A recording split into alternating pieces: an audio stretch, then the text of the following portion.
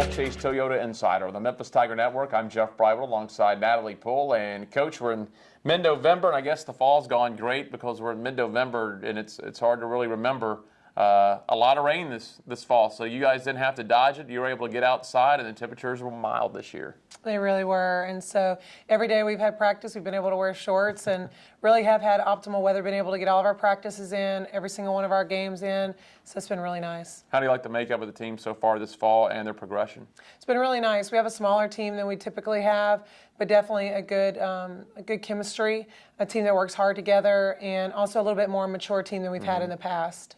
First full year, too. I know you had it last year, but it's kind of the first full year now with the additions to the facility that you've really been able to take advantage of it.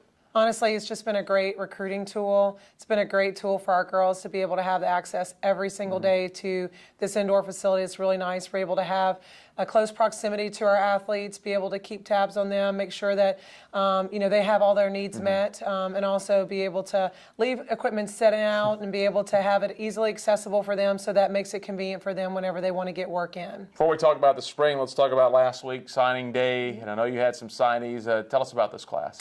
We did. It's a very athletic class. We've got a good combination of power and speed coming in. We also have a pitcher coming in into this class, and so it's a great makeup. Some couple kids from Tennessee, a couple kids from out of state, and so we feel really positive about it. We like the local talent as well as some of the other girls that we've been able to pull in. We think it's going to be a great addition to take the place of some of the impactful players that we have right now that will be graduating. And we'll find out what they can do pretty soon. Let's go ahead and talk about not the off season, but you're going to get into the holiday break, and then you'll come back in the spring. How much contact can you have with your team now that fall camp's kind of shut down, and then you'll reconvene and get ready for the season? These are probably the harder moments, I think, for coaching, as we've been working extremely hard, just increasing pace and pressure to be able to get to a point where you leave them for about 7 or 8 weeks. And so this will be our last week of individuals, but once we're done with that, then at that point we're no longer required to be able to have them in. So at that point that we just kind of have to hope that they remember their goals for the springtime, and they keep them in the forefront of their mind, and that they're encouraged to work and know who they want to be for their team. And so we'll back off until they return mid-January. Once we get started in January, then it'll be about 3 or 4 weeks before we begin competition. Yeah, you'll start pretty early as always. I'm not sure if the official schedule's been fully released, but some of the highlights, what are you looking at? I know you get into some pretty good tournaments early. We do. We're going to play some great competition in the early weeks that we'll be playing. We actually start down in Florida.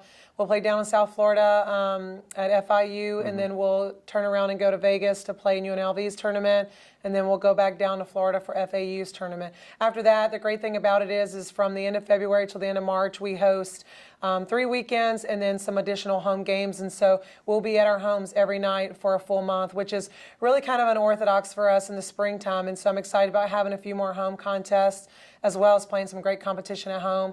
We'll host Texas A&M this spring at nice, during a midweek. So I'm excited about that as well. And I'm sure you're looking forward to the season, too, to make that next step. Last year's team really made a nice little jump. They stayed in the top half of the season for the most of the year. And so this year, looking for big things from the team. Absolutely. There's nothing more that I can say about the toughness of our conference.